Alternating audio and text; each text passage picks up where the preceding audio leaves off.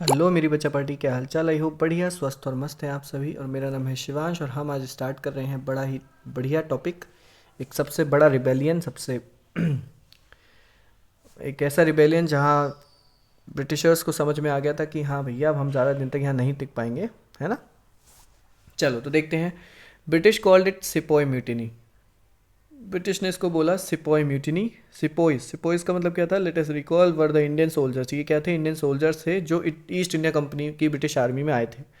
ठीक है। It's ऑफिशियर्स, officers मतलब officers, sorry I should say, जो ऑफिसर थे इसके of course were almost all all British. यानी कि जितने भी ऑफिसर्स थे इसके सब ब्रिटिश थे। आफ्टर इंडियाज इंडिपेंडेंस यानी कि भारत की आज़ादी के बाद historians reject the term sepoy mutiny. इस सिपॉय म्यूटिनी वर्ड को हिस्टोरियंस ने रिजेक्ट कर दिया। म्यूटिनी का मतलब कि ऐसे सोल्जर्स जो अपने ही ऑफिसर्स के विरोध में खड़े हो जाएं, है ना। और या फिर ऐसे सेलर्स, अगर नेवी के केस में देख लें हम, तो ऐसे जो अपने ही जो मतलब हेड हैं उनके, ऑफिसर्स हैं उनके विरोध में आ जाए। ठीक है। प्रपोजिंग अ फ्यू अदर, इसके अलावा दूसरे वर्ड्स दिए। Following many scholars we will recall the event. पहले हम इसको देखेंगे, इस इवेंट को देखेंगे जिसका नाम है ग्रेट रिबेलियन ऑफ 1857। लेकिन जानना यह है कि हुआ क्या, but what actually happen, exactly happen. चलो तो यहाँ से पढ़ते हैं क्या हुआ। लिखा है even earlier there was several sign of severe discontent among the Sepoys, beginning with the so-called Vellore Mutiny of 1806। Even early यानी कि पहले भी देखा गया कि बहुत सारे ऐसे साइन थे, बहुत सारी ऐसी चीज़ें ऐसी देखी गई जो इनके विरोध, इनके बीच में परेशानी का कारण बन रही थी। लेकिन ये जो शुरुआत हुई वो वेलोर म्यूटिनी 1806 से हुई, which erupt when the British introduce new uniform regulation. ये तब हुआ जब ब्रिटिश ने नए यूनिफॉर्म रेगुलेशंस बनाए that violate the religious practice, जो कहीं ना कहीं एक धार्मिक प्रैक्टिसेस को, चाहे वो हिंदू की हो चाहे वो मुस्लिम सिपोइस की हो, उनको इनको आहत कर रही थी या फिर उनको उनका शोषण कर रही थी।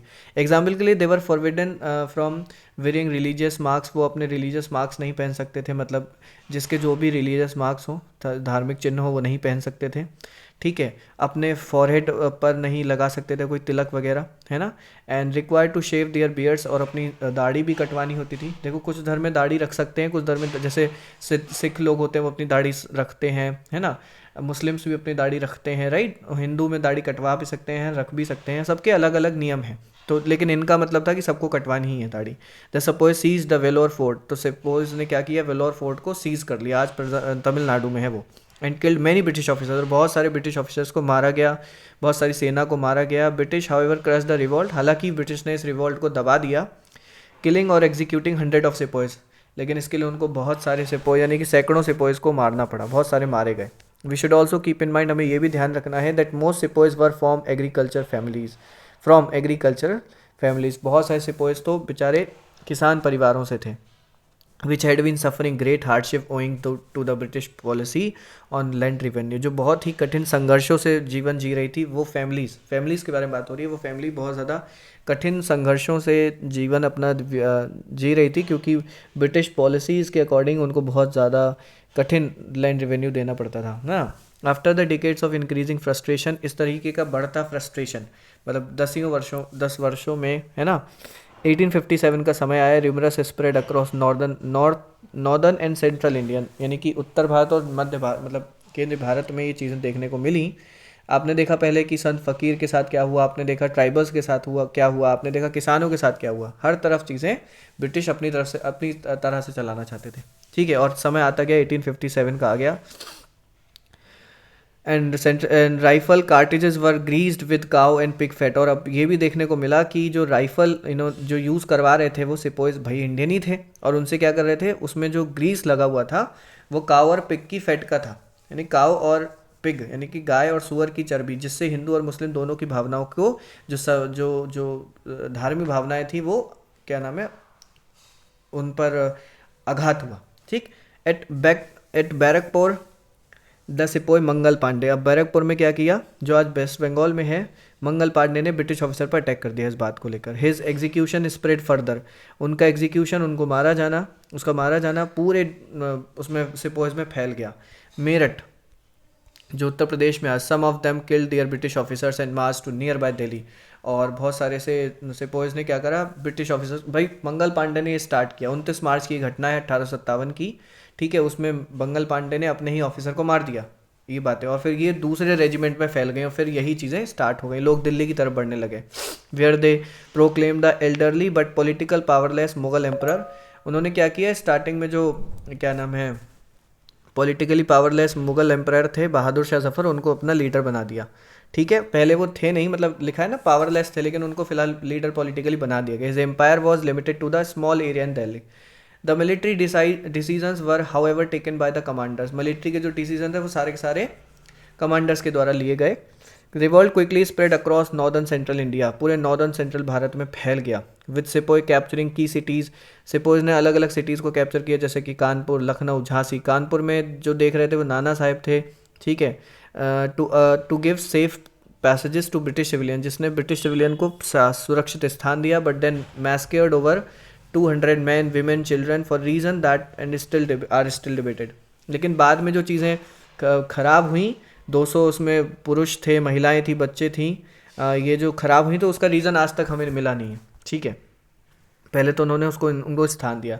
The British response was systematically and extremely brutal. अब ब्रिटिश का जो रेस्पॉन्स, भाई ब्रिटिश कैसे शांत बैठ सकते हैं, उन्होंने भी रेस्पॉन्स किया, लेकिन वो बहुत ज़्यादा ब्रूटल था, बहुत ज़्यादा निर्दयी था।